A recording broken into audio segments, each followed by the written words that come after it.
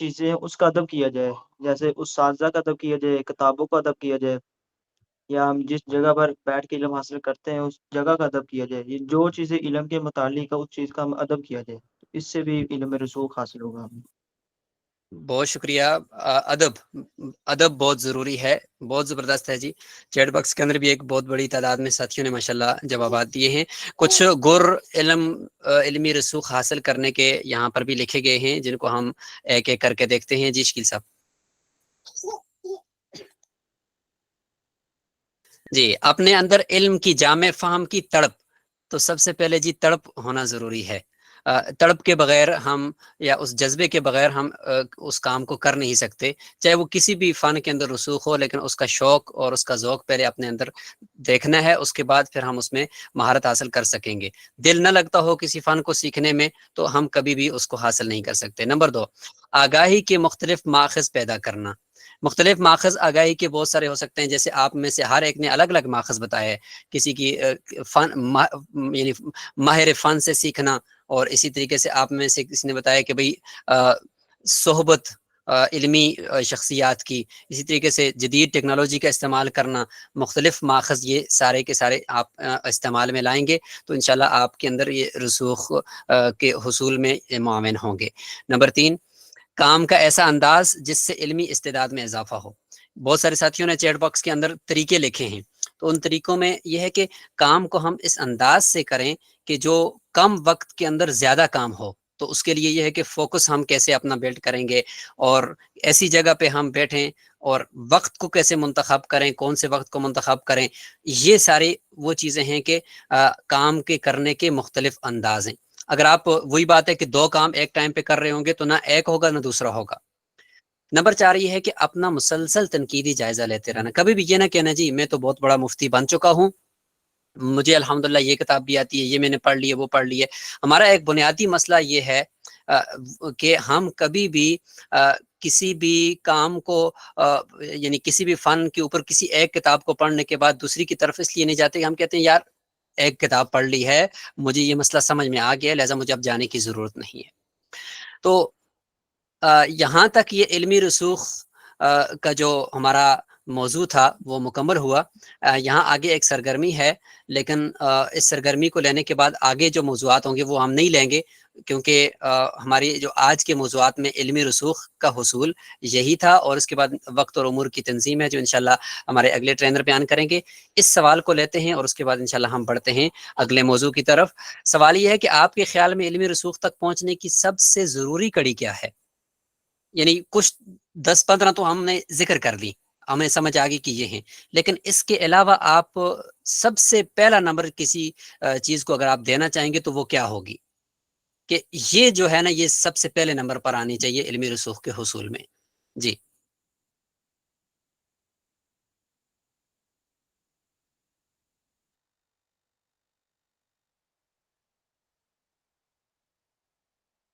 یکسوئی، مطالعہ، مضبوط مطالعہ، ماشاءاللہ، نیت، جہد مسلسل، جی صحیح ماخذ کی پہچان، ماشاءاللہ، وقت کی حفاظت، بہت اچھا، علمی مراکز کی، اچھا جی، اخلاص، زبردست۔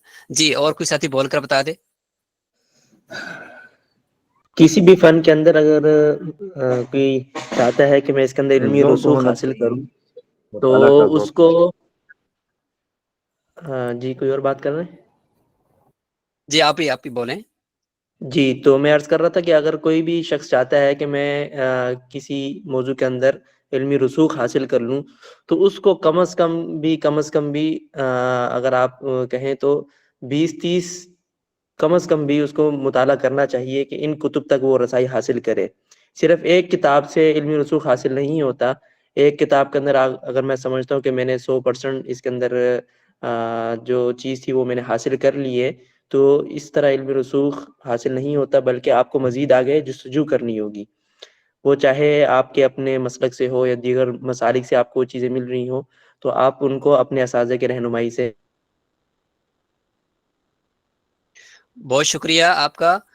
یقیناً آپ نے یہ فرمایا کہ کسی ایک کتاب کے اوپر ہی اکتفا کر کے نہ بیٹھیں، بلکہ مختلف زاویہ نظر کو پڑھیں اور مختلف مکاتب فکر کی بکس کو بھی اس فن کے اوپر جا کر پڑھیں، تو تب آپ کو اس کے مختلف پہلوؤں کی سمجھ آئے گی۔ بہت زبردست ہے جی۔ ہمارا آج کا اگلا موضوع وہ وقت اور امور کی تنظیم کے اوپر ہے، جس کو انشاءاللہ مفتی شکیل محمد حقانی صاحب پیش فرمائیں گے، اور اس کے بعد انشاءاللہ ہم آپ کو ایک زیادہ وقت، ہم تقریباً 15-20 منٹ سوال و جواب کے اوپر دیں گے۔ جو آپ پچھلے سوالات بھی اگر آپ کے پاس لکھے ہوئے ہوں گے تو وہ بھی آپ پیش کر سکتے ہوں گے، اور اب اگلے موضوع کے حوالے سے بھی جو سوالات ہوں گے انشاءاللہ وہ بھی وقتاً فوقتاً بیچ میں سوالات آپ سے لیے بھی جائیں گے، لیکن آخر میں کچھ آپ کے تاثرات بھی ہوں گے کہ آج کی نشست سے آپ کیا سیکھ کر اٹھ رہے ہیں، اور اس کے علاوہ بھی انشاءاللہ آپ کے تاثرات سنے جائیں گے۔ تو مفتی شکیل صاحب، آپ کو دعوت دی جاتی ہے کہ آپ اپنے موضوع کو سٹارٹ کر لیں جی۔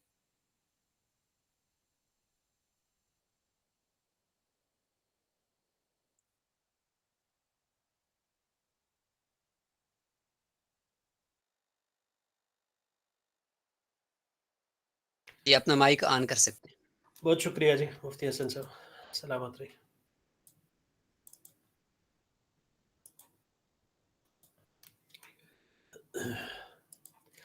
السلام علیکم ورحمۃ اللہ وبرکاتہ۔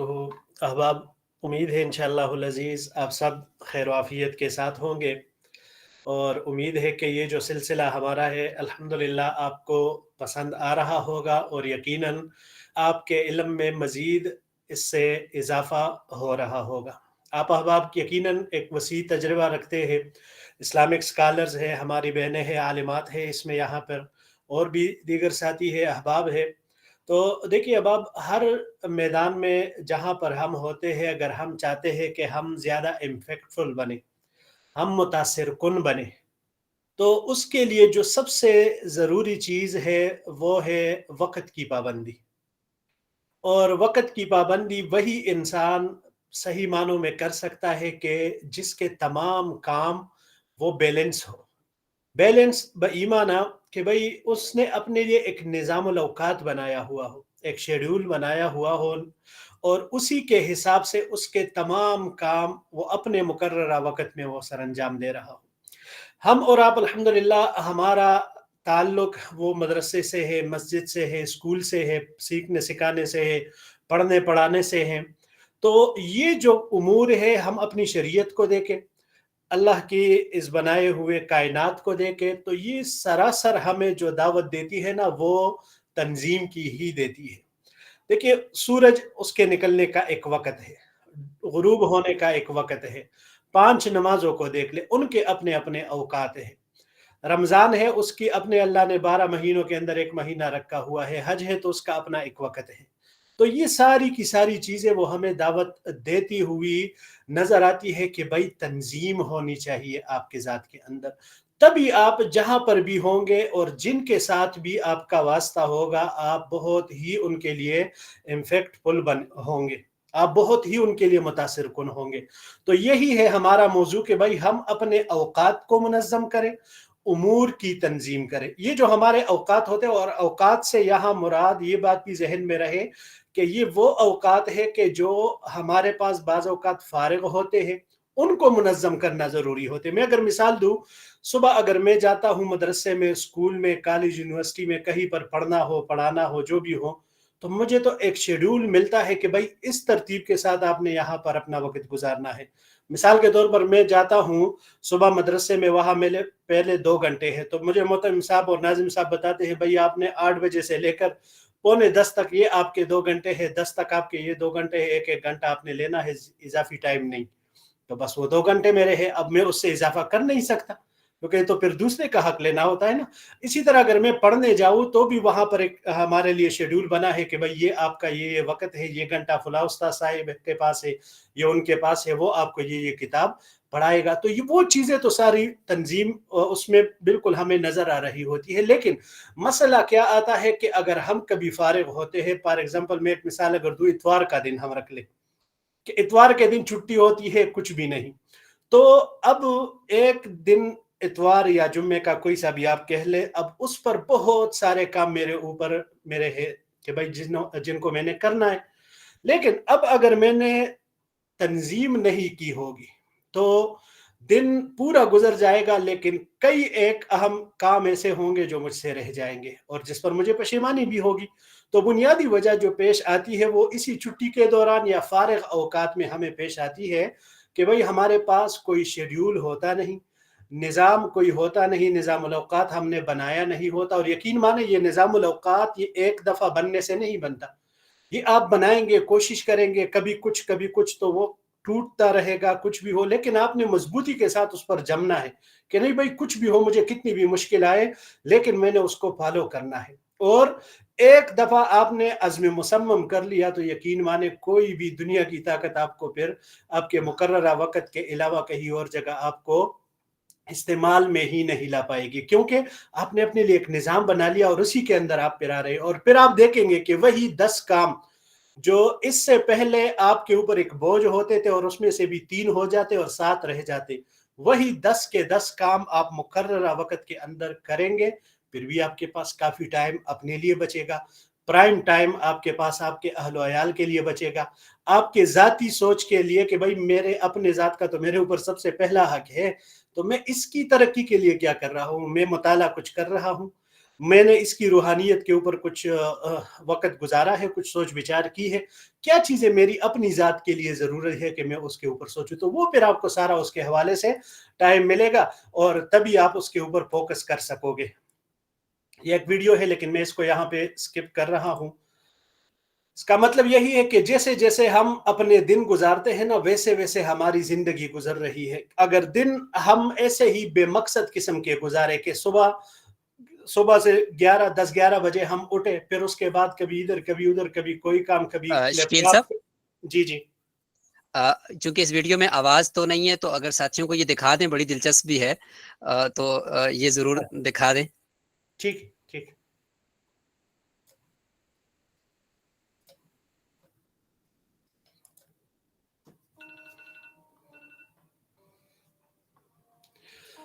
یہ اس کو دیکھیے نیچے کیپشن لکھا ہوا ہے، جیسے تیسے آپ بلکہ اپنے آواز دن۔ ہمیں آ رہی ہے، آواز آ رہی ہے ماشاءاللہ۔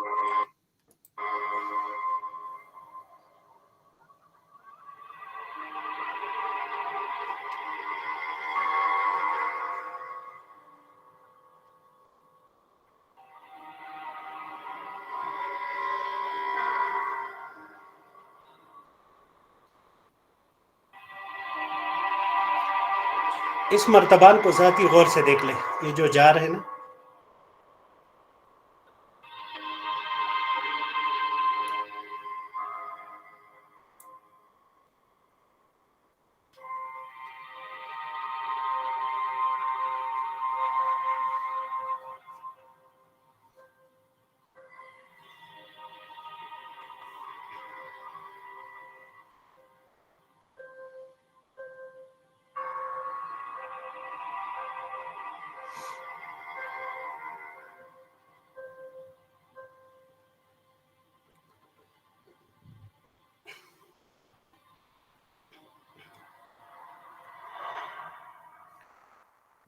جی تو جیسے کہ آپ احباب نے دیکھا اس ویڈیو کے اندر وہ جو برتن تھا جس کے اندر وہ گولیاں ٹپ یا جو بھی تھا وہ پڑی ہوئی تھی، اس کے اوپر لکھا ہوا تھا ڈیز، دن، ایام، تو مطلب وہ ایک ایک روزانہ اس سے نکال رہا تھا، ایک ایک نکال رہا تھا، یہاں تک کہ ایک دن آیا کہ پورا وہ برتن ہی خالی۔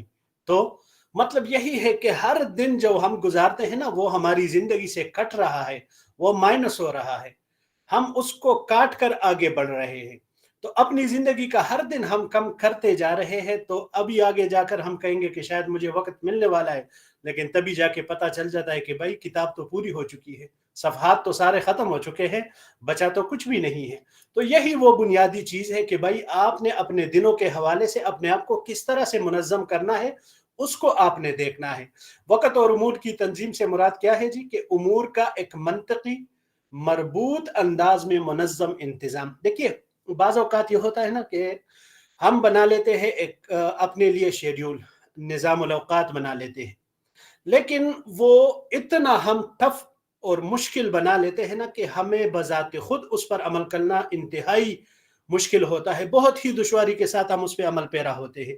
تو یہ جو دشواری کے ساتھ اور آپ بڑی مشکل سے اس کو کرنے کی کوشش کرتے ہیں تو زیادہ سے زیادہ 1 ہفتہ یا 1 مہینہ کر پاتے ہیں اور پھر وہ ٹوٹ جاتی ہے وہ ترتیب. تو ایک منطقی نظام ہونا چاہیے اور مربوط انداز میں ہونا چاہیے. منطقی مطلب اس معنی میں کہ جو آپ کو قابل عمل بھی لگ رہا ہو, آپ اس کو فالو بھی کر سکتے ہیں اور وہ مربوط بھی ہو. ایک عمل سے آپ دوسرے عمل کے اندر جب جائیں گے تو وہ آپ کے اوپر بوجھ نہیں ہوگا. یہ نہیں ہوگا کہ بھائی یار ابھی تو ایک کام سے میں فارغ نہیں ہوا, یہ دوسرا سر پہ پڑا ہوا ہے.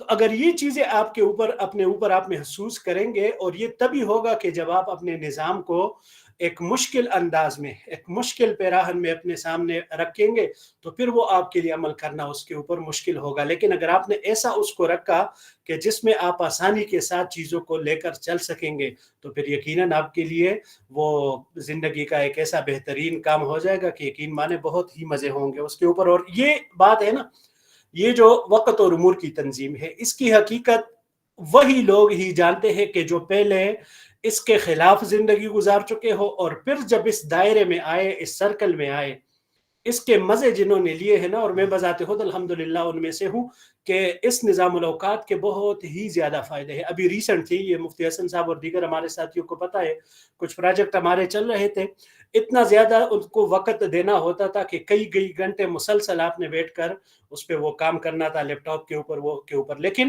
ایک نظام بنایا کہ بھائی یہ وقت میرا اس کا ہے, یہ ادارے کا ہے, یہ میری ذات کے لیے ہے, اور یہ کلاس کے لیے ہے, یہ ہے. تو وہ ساری چیزیں الحمدللہ اپنے مقررہ دنوں کے اندر اندر وہ تمام اہداف ہمارے پورے ہو رہے ہیں. تو یہ اسی کی برکت ہے. یہ ایک آپ احباب کو اگر نظر آ رہا ہے ایک پروپارما ٹائپ ہے کہ اس میں جو ہم کرتے ہیں نا کہ تاریخ ہے, امور ہے اور مقررہ وقت. اگر آپ اپنے لیے ایک نظام الاوقات بنانا چاہتے ہیں تو بھائی آپ تاریخ لکھ کے دائیں جانب پہلے کالم میں, دوسرے کالم میں جو امور ہے اس کے اندر ایک ایک کام لکھ کے کہ بھائی میں نے یہ کرنا. مثال کے اب کام وہ ایسے ہوں جو آپ نے کرنے ہیں, یہ نہیں ہے کہ بھائی میں نے صبح فجر کی نماز پڑھنی ہے, پھر سونا ہے, پھر ظہر کی نماز پڑھنی ہے, پھر کھانا ہے, اور پھر عصر کے بعد کھیلنے جانا ہے. یہ بھی ہو سکتا ہے لیکن نمازوں کو چھوڑ کر, کیونکہ وہ تو ہے ہی ہے, اس کے تو کسی وقت کی تعین کی ضرورت نہیں, وہ شارع کی طرف سے متعین ہے. وہ کام جو میں نے کرنے, مثال کے طور پر گھر کا بل میں نے جمع کرانا ہے, اب لاسٹ ڈیٹ ہے آج, تو بھائی ظاہر سی بات ہے میں نے یہ ایک اہم کام ہے, یہ کرنا ہے. کچھ اور گھر کے لیے ضروری کام ہے, میں نے وہ لانا ہے. کتابیں اپنے لیے میں نے لے کر آنی ہے, وہ میں نے کرنا ہے. اور اس کے لیے مقررہ وقت بھی لکھیں کہ صبح پہلی فرصت میں نے جا کر بل جمع کروانا ہے, اس کے بعد بازار جا کر میں نے سودا لانا ہے, پھر اس کے بعد میں نے لیپ ٹاپ والے کو لیپ ٹاپ دیا ہوا ہے ریپیئرنگ کے لیے, میں نے وہ لینا ہے. تو اس طریقے سے آپ اس کے لیے وقت بھی متعین کریں, پھر آپ دیکھیں کہ آپ کے کام اپنے وقت کے حساب سے ہو رہے ہیں یا نہیں. جی کسی ساتھی کے اس کے بعد اوپر کوئی سوال ہو یا کوئی بات ہو تو آپ کر سکتے ہیں, نہیں تو پھر ہم آگے بڑھتے ہیں. اچھا چلے, یہی سوال آپ احباب سے ہے کہ السلام آپ, علیکم. جی وعلیکم السلام ورحمۃ اللہ, فرمائیے جناب. اوقات منظم سب سے بہترین اس کے لیے طریقہ کار ہے کہ جب تک ہماری نیند منظم طریقے سے نہیں ہوگی اوقات منظم نہیں ہو سکتا. اس سے بہترین وقت کو منظم کرنے کے لیے سب سے بہترین یہ ہے کہ ہماری نیند منظم اور وہ سنت کے مطابق ہو. زبردست بارک اللہ. زبردست, بہت خوب. یہ نیند کا پورا ہونا بھی یہ بھی اس ان اوقات کی تنظیم کے اندر ہی آتی ہے.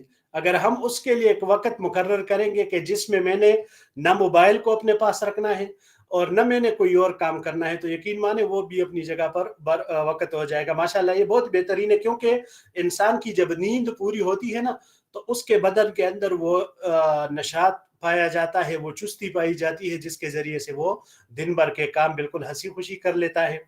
اچھا جی, آپ احباب میں سے آپ سے یہی سوالات ہے کہ اپنے اوقات اور امور کی تنظیم کیسے کرتے ہیں. اگر کوئی ساتھی, اکثر ساتھی کر رہے ہوں گے, کسی کے پاس تحریری شکل میں وہ ہو اور وہ اس کو مینیج کر رہا ہے, ڈائری میں لکھ رہا ہے, کمپیوٹر میں, موبائل میں جو ہوتا ہے ٹو ڈو لسٹ وغیرہ یا نوٹس ہوتے ہیں اس میں وہ لکھتے ہیں.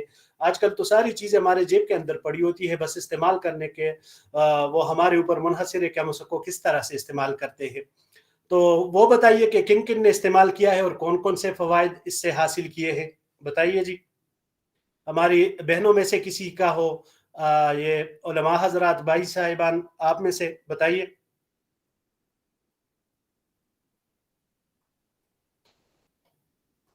ہم آپ کے تجربے سے کچھ مستفید ہو جائے تو ہمارا بھی بھلا ہو جائے گا. جی السلام علیکم ورحمۃ اللہ. وعلیکم السلام ورحمۃ اللہ وبرکاتہ. جی سر جناب. یہ جو ٹو ڈو لسٹ ہوتی ہے اس کے اندر اب روزمرہ جیسے ہماری روٹین چل رہی ہوتی ہے اس کو جیسے کہ آپ نے فرمایا کہ ان کو لکھنے کی ضرورت نہیں ہوتی. جو جی ٹو ڈو لسٹ ہوتی ہے اب اس کے اندر اب ہر موبائل کے اندر بھی ہے. تو موبائل تو ابھی جتنے بھی حضرات ہیں تقریباً سب کے پاس ہی ہوتا ہے. تو اس کے اندر بالکل آپ اگر اپنے پاس محفوظ کر لیتے ہیں ٹو ڈو لسٹ کے اندر تو بندے کو یہ تو یاد رہتا ہے کہ یار میں نے کوئی کام کرنا ہے، تو بس اوقات وہ بھول جاتا ہے کہ میں نے کون سا کام کرنا ہے. تو جی ٹو ڈو جی لسٹ کے اندر اگر وہ اپنی عادت بنا لے، ٹو ڈو لسٹ کے اندر جب بھی اس کو جو بھی بات ذہن میں آئے، کچھ لکھنے کے حوالے سے، کچھ یاد کرنے کے حوالے سے، کسی سے لین دین جی جو بھی ہوتا ہے، اگر اس کے اندر محفوظ کر لے تو یہ چیز تو اس کو لازمی یاد رہتی ہے کہ یار ٹو ڈو لسٹ کے اندر میں نے کچھ لکھا ہوا ہے. تو وہاں پر جب وہ دیکھے گا تو وہ کام اپنے وقت پر اس کو سر انجام دینے میں دشواری نہیں ہوگی بلکہ آسانی پیش آ جائے گی، اور اس طرح اس کی بالکل عادت بن جائے گی اور وقت قیمتی بنتا جائے گا اس کا. زبردست زبردست. یہ حقیقت بھی یہی ہے، اس کا جو بیس ہے نا وہ یہی ہے کہ بھائی آپ انہی کاموں کو پابندی کے ساتھ کر پائیں گے جو آپ نے اپنے پاس نوٹ کر رکھے ہوں. ورنہ ذہنی جو ہماری ہوتی ہے نا، کوئی کسی چیز کو ہم اپنے اذہان کی بنیاد پر وہ کرتے ہیں کہ بھائی یہ کام کرنا ہے، یہ کام کرنا ہے. اب بیچ میں اچانک سے کوئی ایک ایشو کڑا ہو جاتا ہے تو وہ 4 چیزیں ذہن سے نکل جاتی ہے، ایک چیز ہمیں یاد رہ جاتی ہے. پھر وہ جو وقت آ جاتا ہے، او یار میں نے تو یہ کام کرنا تھا، میرے تو بالکل دماغ سے نکل گیا تھا، کسی دوست کے پاس جانا تھا، دعوت تھی یا کچھ اور کوئی بھی ایکس وائی زیڈ کچھ بھی ہو سکتا ہے. تو پھر وہ ہمیں یاد آ جاتا ہے کہ بھائی یہ تھا. تو جب آپ کے پاس نوٹ ہوگا، آپ کے پاس لکھا ہوگا، پڑھا ہوگا، تو آپ کے لیے آسانی ہوگی، آپ کوئی کام بھولیں گے نہیں. اس کے اندر جو اور اہم بات ہے، پھر آپ اس کاموں کو دیکھ کر یہ بھی دیکھ سکتے ہیں کہ بھائی مجھے پہلا کام کون سا کرنا چاہیے، اس میں سب سے اہم کام کون سا ہے. اس کو تو میں تھوڑا سا تاخیر کے ساتھ میں بعد میں بھی کر سکتا ہوں، زور کو کر سکتا ہوں، اثر کو کر سکتا ہوں. یہ کام آپ تبھی کریں گے جب آپ کے پاس وہ تحریری شکل میں موجود ہوں گے. آج دیکھتے ہیں جی وقت اور امور کی تنظیم کے کچھ فوائد ہیں جو یقیناً آپ احباب کو بھی ملتے ہیں. جیسے کہ ساتھی نے فرمایا کہ بھئی وقت قیمتی بنتا ہے، اور وقت قیمتی بن جائے تو انسان قیمتی بنتے ہیں اس کی وجہ سے. تو جو پہلا ہے اہداف کے جلد حصول میں کامیابی. میں نے آپ کو اپنی بات بتائی، آج کی بات بتائی کہ ابھی ہماری یہ عصر کے بعد ایک میٹنگ تھی، تو اس میں ہم نے الحمدللہ اپنا جو پروجیکٹ تھا وہ جمع کرایا، بر وقت اس کی تکمیل ہوئی. تو اہداف کی جلد حصول میں کامیابی ہو جاتی ہے. کاموں کے بوجھ میں کمی. کاموں کے بوجھ میں کمی اس اعتبار سے ہوتی ہے کہ بھائی آپ کا ہر کام اپنے مقررہ وقت میں ہو رہا ہے. ورنہ اگر آپ دیکھ لیں، اور ہر کسی کے ساتھ، ہم پاکستانیوں کے ساتھ یہ چیزیں ہوتی ہے کہ جب کام ہمارے اوپر وہ آج پڑھتے ہیں نا، جمع ہو جاتے ہیں 3-4، تو پھر ہمارے اوپر ایسا بوجھ آ جاتا ہے نا کہ پھر سمجھ بھی نہیں آتی کہ کون سا کام کرے اور کس کو چھوڑے. تو پھر وہی کیفیت ہوتی ہے. لیکن جب کام اپنے مقررہ وقت میں ہوتے ہیں تو کوئی بوجھ نہیں ہوتی، کوئی ٹینشن نہیں، کوئی اور قسم کی وہ پھر حالات بھی نہیں ہوتی، نہ اس سے وہ تناؤ اور ڈپریشن کی وہ حالت آتی ہے. تو تناؤ میں بھی اس سے کمی آتی ہے، الجھن اور افراتفری سے بھی خلاصی. بالکل ظاہر سی بات ہے جی. کاموں میں زیادہ نتیجہ خیزی. آپ اور بھی زیادہ پروڈکٹیو بنتے جائیں گے جتنا آپ اپنے اوقات اور امور کی تنظیم کریں گے. جتنا آپ مقررہ وقت کے اندر اپنے کاموں کو کرنے کا فن سیکھ پائیں گے نا، آپ اتنا ہی پروڈکٹیو ہوتے چلے جائیں گے جی. اچھا جی، وقت کو منظم کرنے کی اہمیت پر قرآن و حدیث سے مثالیں دیں. مفتی حسن صاحب اسی پر اکتفا کرے یا آگے بھی کرے؟ کوئی ساتھی بیان کرے جی قرآن اور حدیث سے جی مثالیں. جی، مثالیں ضروری ہیں، چونکہ ماشاءاللہ علماء اکرام ہیں تو بہت ساری احادیث ہمیں سننے کو ملیں گی، قرآن کی آیات آ جائیں گی. جی جی احباب بتائیے. ہاں جی، چیٹ باکس کے اندر بھی انشاءاللہ ہم دیکھ رہے ہیں ساتھیوں کے جوابات کو. یہ السلام علیکم ورحمۃ اللہ. وعلیکم السلام ورحمۃ وعلیکم اللہ. السلام. یہ قرآن کریم کہتے ہیں سخرها علیہم 7 لیال و 8 ایام حسوما. زبردست، بہترین ماشاء اللہ جی. اس میں دیکھیے وقت علماء کرام، ساری بارک اللہ جی، بارک اللہ. کوئی اور ساتھی دوسرا جی؟ ہے ان الصلاۃ کانت علی المؤمنین کتابا موقوتا. زبردست جی، بہت خوب. زبردست، بہترین. یہ ہے جی. اور اس کے علاوہ ہاں جی، زبردست، ماشاء اللہ. دیگر ساتھی بھی فرمائیے جی.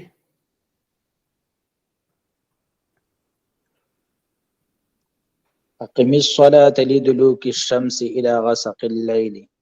وقرآن الفجر. زبردست، زبردست، ماشاء اللہ جی، بہترین، بہترین. یہ أحب جی جی فرمائیے. قرآن مجید میں آیا ہے أحب کہ الأعمال اللہ تعالیٰ الله 12 شهرا في كتاب الله. جی حیدر علی صاحب کیا فرمایا آپ نے؟ إن عدة الشهور عند الله 12 جی شہروں فی. بہت خوب. والشمس بہترین. تجري احادیث لمستقر مبارک، لها. احادیث مبارک کسی جی جی بہت ایک ہی حدیث ہے بہترین، ماشاء اللہ. کئی آیات مبارک آئی جی. احب الاعمال الی اللہ ما دام وان قل. جی مداومت والی، بہترین، بہترین. اور احباب جی، جی مفتی حسن صاحب آگے آپ لے لیجئے جی. شکریہ جی. جی بہت تمام بہت احباب شکریہ. کا بہت بہت سلامت رہیں. السلام علیکم ورحمۃ اللہ. جزاکم اللہ خیرہ. مفتی شکیل صاحب، اچھا احباب ابھی لیفٹ نہیں کریں گے، انشاءاللہ سوال و جواب کا سیشن ہے، اور اس دوران حاضری کا فارم، اس کا لنک چیٹ باکس میں ابھی آپ کو دیا جائے گا، تو آپ احباب نے بس سمپلی اس پہ کلک کرنا ہے اور جا کر اپنا نام اس فارم کے اندر لکھ دینا ہے، چونکہ انشاءاللہ کل کے سیشن کے اختتام پر بھی حاضری ہوگی، اور پھر آپ احباب کو اسناد بھی اسی حاضری کے اوپر پھر انشاءاللہ جاری کی جائیں گی. تو ابھی فارم بھی دیا جا رہا ہے. ہم میں سے جتنے بھی احباب یہاں موجود ہیں، تو آپ کا کوئی اوورال پوری نشست کے حوالے سے کوئی سوال ہو، یا کسی شعبے کے تعارف کو سنتے ہوئے کوئی سوال ذہن میں آیا تھا وہ ہو، تو آپ مختصراً اپنا سوال رکھیں تاکہ اس کا جواب بھی یہاں پہ دیا جائے. انشاءاللہ اگلے 10 منٹ تک ہم سوال جواب کی اس نشست میں رہیں گے.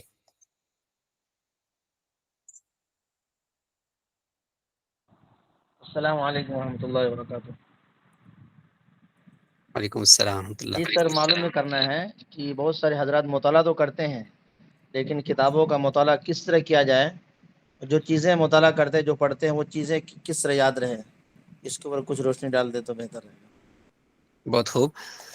جی مفتی اسد اللہ صاحب ہمارے ٹرینر یہاں پہ موجود ہیں، آپ اس سوال کو لیجئے. وعلیکم السلام. یہ بہت اہم سوال ہے. یعنی ہم مطالعہ تو کرتے ہیں لیکن اس کو منظم طریقے سے نہیں کرتے، جس کی وجہ سے ہمارا جو جی ہے وہ اکتا جاتا ہے اور پھر وہ چھوڑ دیتے ہیں. تو اس کا بہتر طریقہ یہ ہے کہ ہم منظم طریقے سے مطالعہ کریں، اور ہم اپنے پاس ایک ڈائری رکھیں، اور سب سے پہلے کتاب کھلے اور اس کے اس سے جو باتیں آپ کو مفید لگی ہے 4-5 باتیں ضرور اپنے پاس محفوظ کریں. اس طرح ہم کتاب کا مطالعہ کریں.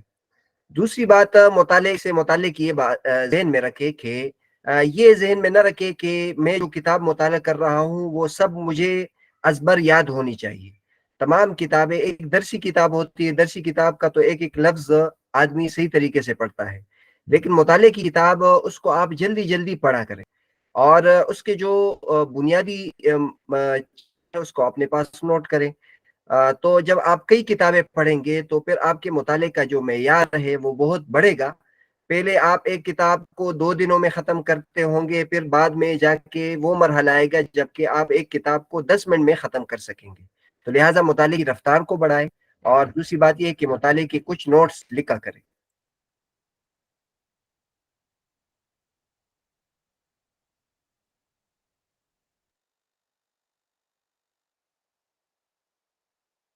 جزاکم اللہ خیرہ. جی اگلا سوال لیتے ہیں. السلام علیکم مفتی صاحب. میرا ذاتی مسئلہ ہے اور سوال بھی ہے. وہ یہ ہے کہ میرا اس سال فراغت ہوئی ہے، اور میں بہت مشتاق ہوں تخصص فی الفقہ اور تخصص فی الحدیث فی اللغہ سب کی تقریباً، لیکن فی الفقہ بہت مشتاق ہوں اس کا. تو اس کے لیے مجھے کچھ راستہ نہیں بنتا. تو میرے لیے کیا کرنا چاہیے؟ اگر میں فقہ نہ بھی تخصص نہ بھی کروں تو پھر بھی مجھے وہ چیزیں حاصل ہوں جو تخصص فی الفقہ کے ایک طالب علم کو حاصل ہو سکتا ہے. جی اس سوال کو بھی انشاءاللہ ہم مفتی اسداللہ صاحب سے ہی جاننے کی کوشش کریں گے اس کے جواب کو. جی سب سے پہلے بات تو یہ ہے کہ آج کا جو دور ہے یہ تخصصات کا دور ہے. یعنی آپ کے دل میں اگر تخصص کا شوق ہے تو اس کو ضرور پورا کریں. ایسا نہیں ہونا چاہیے کہ آپ کے دل میں اس کا شوق ہے لیکن آپ نے اس کو پورا نہیں کیا، کیونکہ آپ اپنی تمام زندگی میں اس کا شوق کریں.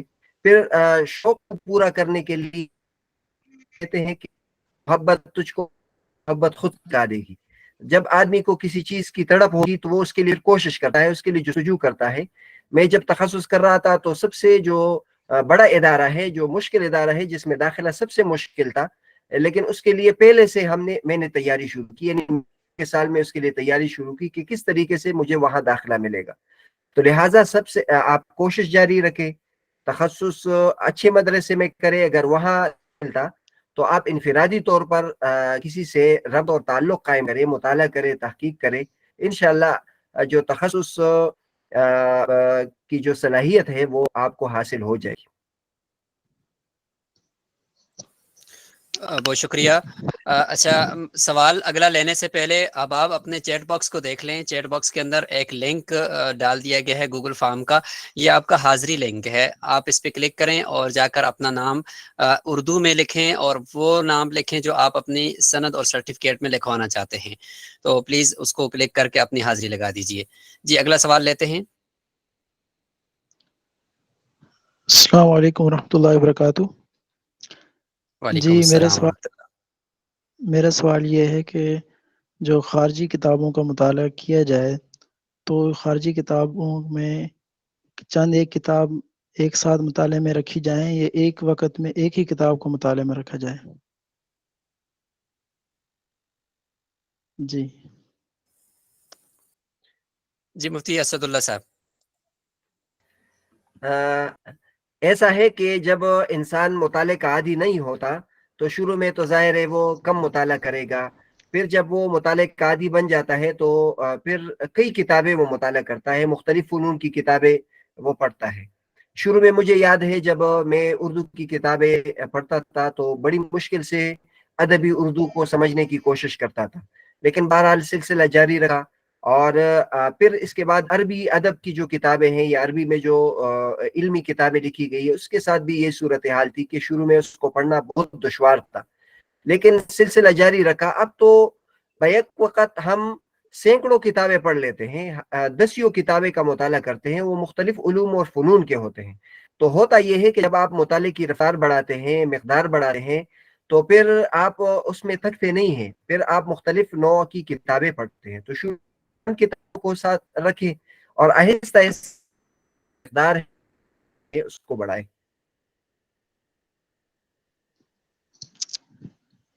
بہت شکریہ. ایک محترمہ نے بھی چیٹ باکس میں کیا ہے کہ اگر ہم ٹائم ٹیبل اپنا کسی بھی کام کے لیے پورے دن کا منتخب کرتے ہیں اور وہ مس ہو جائے یا اس دن وہ کام نہ ہو تو پھر ہم کیا کریں؟ مجھے جو سوال سمجھ آیا ہے وہ یہی ہے. تو اس میں ایک جب آپ ٹائم مینجمنٹ پڑھتے ہیں نا تو ایک بفر ٹائم کہا جاتا ہے. تو بفر ٹائم کا مطلب یہ ہوتا ہے کہ جب بھی کبھی آپ اپنے ٹائم مینجمنٹ کریں یا صبح اٹھ کر جیسے فجر کی نماز پڑھی تو 10 امور آپ نے کرنے ہیں، تو سائنس یہ کہتی ہے کہ 4 کاموں سے زیادہ ذہن کے اندر زبانی چیزیں یاد نہیں رہتی، آپ کو لکھنی ہی پڑیں گی. چاہے وہ آپ موبائل کی کسی ایپ پہ لکھیں، آپ واٹس ایپ کے اوپر خود کو جو میسج خودکار میسج ہے وہ کر کے اس میں کہیں چیٹ کے اندر لکھ کر رکھ دیں، کوئی ٹو ڈو لسٹ بنا دیں، کچھ بھی کریں لیکن لکھنا ضروری ہے. لکھیں گے تو اس کے نتائج جیسے آپ نے پڑھ لیا وہ اور زیادہ اچھے ہوتے ہیں. لیکن بفر ٹائم ضرور رکھیں. بفر ٹائم کا مطلب کہ 2 گھنٹے یا 1 گھنٹہ پورے دن میں آپ اضافی رکھیں کہ اگر میرا کوئی ایسا واقعہ اللہ نہ کرے اگر پیش آ گیا تو ان 2 گھنٹوں کے اندر میں اس طرف نکل جاؤں گا، اور یہ 2 گھنٹے میں اضافی ویسے ہی رکھتا ہوں. اگر کوئی بھی کام کوئی بھی ایسا واقعہ یا کوئی بھی ایسی ناگہانی کوئی چیز نہیں پیش آئی تو آپ کے وہ 2 گھنٹے آخر میں جا کر بچ جائیں گے اور آپ کے وہ سارے کام اپنے ٹائم پہ ہو جائیں گے. تو یہ بفر ٹائم انسان کی زندگی میں ضرور ہونا چاہیے یا ٹائم مینجمنٹ کے دوران ضرور رکھنا چاہیے, کیونکہ کبھی بھی انسان کی صحت بھی خراب ہو سکتی ہے یا کوئی کام بہت طویل بھی ہو سکتا ہے جس کے لیے آپ نے 1 گھنٹہ دیا تھا وہ 1 گھنٹے کے بجائے 2 گھنٹوں پہ چلا گیا یا 1.5 گھنٹے پہ چلا گیا ہے. تو اس کا فائدہ ایک تو یہ ہوگا, دوسرا فائدہ اس کا یہ ہوگا کہ اگلے دن ٹائم مینجمنٹ کے اندر آپ کا دل لگے گا. اگر آپ کہو گے کہ یار جیسے آپ ساتھیوں میں سے بہت سارے ساتھیوں نے لکھا ہے کہ جی میں نے تو کل لکھا تھا لیکن وہ کل چونکہ کوئی بھی کام ہو نہیں سکا تھا اس لیے آج تو میرا دل ہی نہیں کرتا کہ میں ٹائم مینجمنٹ کروں. تو وہ دل اس لیے نہیں لگتا کہ ہم نے 1 سیکنڈ بھی لکھ دیا تھا. تو اتنا ہیضہ ہمیں ٹائم مینجمنٹ کا نہیں ہونا چاہیے کہ جس کی وجہ سے ہم جا کر نا وہ اپنے 1 سیکنڈ کو بھی جا کر لکھ لیں. نہیں, ایسا نہیں کریں, بلکہ 2 گھنٹے یا بیچ میں 1.5 گھنٹہ اپنا بفر ٹائم رکھیں تاکہ جا کر ٹائم پہ آپ کی وہ چیزیں جب پوری ہوں تو آپ کا دل بھی لگے کہ یار دیکھو آج ماشاءاللہ میں نے سارے امور کر دیے. بہت شکریہ آپ کا. یہ مولانا حسن صاحب بہت سارے ساتھی مفتی کہہ حسن رہے ہیں صاحب کہ ذرا السلام علیکم ورحمۃ اللہ وبرکاتہ.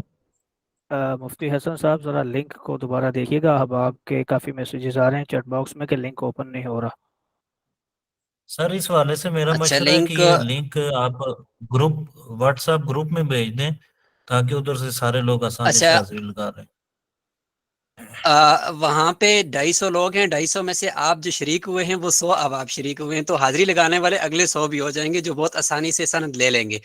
تو ہمیں پتہ نہیں چلے گا آپ کا اور ان کا حق جو ہے نا وہ بیچ میں اس میں فرق نہیں رہے گا, جبکہ سند ایک اس کی ویلیو ہوتی ہے.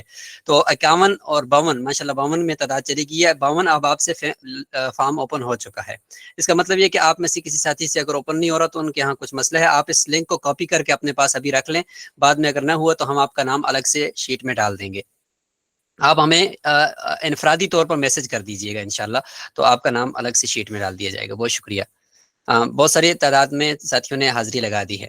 جی کسی کا اور کوئی سوال ہے؟ ہم صرف ایک سوال اور لیں گے. جی سر معلوم یہ کرنا ہے جیسے کسی صاحب جی نے درس نظامی 9 یا 10 سال پہلے کیا ہوا ہو لیکن اس کا تعلق اس سے نہیں رہا, مثلا وہی حفظ کی کلاس پڑھا رہا ہے اور مطالعہ وغیرہ بھی نہیں ہے, تو اس کے لیے کیا شکل ہے کہ وہ کچھ وہ جو پڑھی ہوئی چیزیں سامنے آ جائے, اس کے علم میں آ جائے, اس کے لیے ورکشاپ کرنا پڑے یا دوبارہ کسی عالم سے رابطہ کر کے کتابیں پڑھی جائیں. بہت شکریہ. یعنی جذبہ ہے اب ایک قاری چند منٹ صاحب میری کو کہ بات سے جو حفظ تو کر چکے اور تدریس کر رہے ہیں لیکن اب چاہتے ہیں کہ میرا وہ علم جاری رہے. ایسا ہی کہہ رہے ہیں آپ؟ نہیں یہ نہیں کر رہا سر, جیسے کسی نے جی درس نظامی دور حدیث تک 9-10 سال پہلے کیا ہوا ہے لیکن وہ جی حفظ جی سے جی جڑ گیا ہے, اس کی وجہ سے مطالعہ نہیں یا درجات نہیں پڑھا رہا ہے, تو ظاہر سی بات وہ چیز اب باقی نہیں ہے. تو چاہتا ہے کہ جو کچھ ہم پڑھیں کچھ دوبارہ وہ واپس آ جائے کچھ نہ کچھ, تو اس کے لیے کیا شکل ہوگی؟ سب سے بنیادی چیز تو درس نظامی کی تدریس کے اندر درس نظامی کی پڑھی ہوئی چیزوں کو یا ان فنون کو مزید نکھار لانے کے لیے تدریس سے بڑھ کر کوئی اور چیز نہیں ہے. سب سے بنیادی چیز یہ کہ آپ جس فن کو پڑھ چکے ہیں اس کے اندر ٹیچنگ کرنا شروع کر دیں گے تو آپ کو وہ فن ازبر ہو جائے گا. دیکھیں ہم مطالعہ کرتے ہیں اگر خود پڑھنے کے لیے کہ صبح استاد نے آ کر خود ہی تقریر کر دینی ہے اور ہم ابھی پڑھ رہے ہیں تو اس کے لیے ہم مطالعہ کچھ اور طریقے سے کر رہے ہوتے ہیں. جبکہ ہمیں جب پڑھانا ہو کسی موضوع کو تو اس کے اوپر ہم مطالعہ 3 دفعہ کرتے ہیں کہ کہیں پہ کوئی چیز رہ نہ جائے. تو اس لیے تدریس سے جا کر چیزیں پختہ ہوتی ہیں. تو اگر درس نظامی ہے تو اللہ تعالیٰ یہ بھی نہ سمجھیں کہ آپ کو کوئی جو قرآن کی خدمت آپ کر رہے ہیں تو وہ کوئی چھوٹی خدمت ہے, وہ بھی بہت بڑی خدمت ہے اور فخر ہونا چاہیے کہ کوئی عالم دین ساتھ ساتھ وہ قرآن کی خدمت کر رہا ہے. اس سے اکتاہٹ نہیں ہونی چاہیے. لیکن اس کے باوجود اگر درس نظامی کی کوئی کلاس مل جائے تو اس پہ کوشش کریں تو انشاءاللہ آپ کے اس سیکھے ہوئے فنون کے اندر مزید رگر اور رسوخ آ جائے گا. یقیناً آپ میں سے بہت سارے ساتھیوں کے سوالات ذہنوں میں ہوں گے, بہت ساری چیزیں ہوں گی, لیکن چونکہ وقت ہمارا مکمل ہو چکا ہے تو آج کا سیشن ہم یہیں پر ہی اس کو اختتام کی طرف لے کر جاتے ہیں. اور کل کا دن انشاءاللہ ہم آخر میں ذرا آدھا گھنٹہ رکھ لیں گے سوالات و جوابات کا بھی اور مزید آپ کے تاثرات کا بھی, اور پھر انشاءاللہ گروپ کو بھی ہم اوپن کر دیں گے کل, یا ابھی تھوڑی دیر کے لیے بھی گروپ کو اوپن کر دیتے ہیں تاکہ جو ساتھی نہیں آئے تو ان کے سامنے آپ کی گفتگو جب آئے گی تو وہ ان کو احساس ہوگا کہ ہم نے رجسٹریشن تو کی تھی لیکن ہم شریک نہ ہو سکے تو ہم محروم ہو گئے اس سے. اگرچہ مدرسہ.pk کی طرف سے بہت سارے ساتھیوں نے جو سوالات کیے ہیں کہ یہ سلائیڈز ہمیں ملیں گی، تو بالکل یہ سلائیڈز بھی آپ کو دی جائیں گی، اور آپ اپنے مدارس کے اندر اس ورکشاپ کو رکھنے کے لیے آپ سوچنا شروع کریں. انشاءاللہ وہاں پہ آپ کو تفصیل سے یہ ساری چیزیں دے کر انشاءاللہ ہم وہاں سے آئیں گے. اور جو معلمات ہیں یقیناً آج وہ بول تو سکتی نہیں تھیں، لیکن ان کے جو چیٹ باکس کے اندر کچھ سوالات لیے گئے ہیں، کچھ رہ گئے ہیں، تو آپ کل کے انشاءاللہ جو ہمارا آخری سیشن ہوگا اس کے اندر آپ کے سوالات کو ذرا تفصیل سے ہم مزید ڈسکس کریں گے.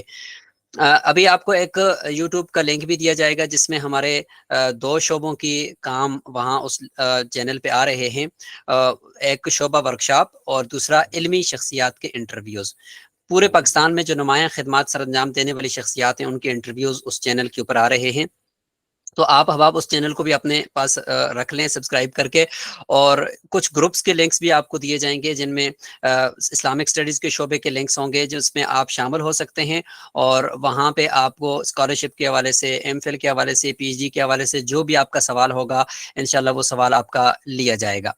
تو ابھی تھوڑی دیر کے لیے جو آپ کا ورکشاپ والا گروپ ہے اس کو بھی اوپن کرتے ہیں. آپ اپنے تاثرات وہاں پہ ریکارڈ کروائیں گے. سوال اگر کسی کا ہو تو وہ بھی کر سکتے ہیں، لیکن بہتر یہ ہے کہ آپ اپنے تاثرات ریکارڈ کروائیں کہ جو کچھ آپ نے سیکھا ہے.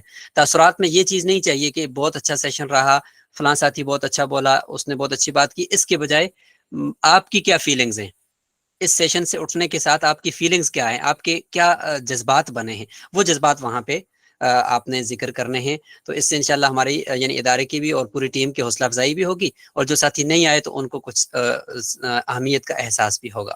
اور آخر میں یہ عرض ہے کہ کچھ یہ سیشن آج ریکارڈ ہو سکا ہے اور کچھ تکنیکی مسائل کی وجہ سے ریکارڈ نہیں ہو سکا، لیکن جتنا ریکارڈ ہوا ہے انشاءاللہ اس کا لنک بھی آپ کو گروپ کے اندر دیا جائے گا. آپ سب کا بہت بہت شکریہ ایک مرتبہ پھر کہ آپ نے ٹائم نکالا ہے اور ایک سیکھنے کی نیت سے آپ بیٹھے ہیں. اللہ تعالی ہم سب کا یہ بیٹھنا اپنی بارگاہ میں قبول و منظور فرمائے. کل انشاءاللہ دوبارہ ملتے ہیں اور گروپ کے اندر انشاءاللہ ہماری گفتگو جاری رہتی ہے. السلام علیکم ورحمۃ اللہ وبرکاتہ.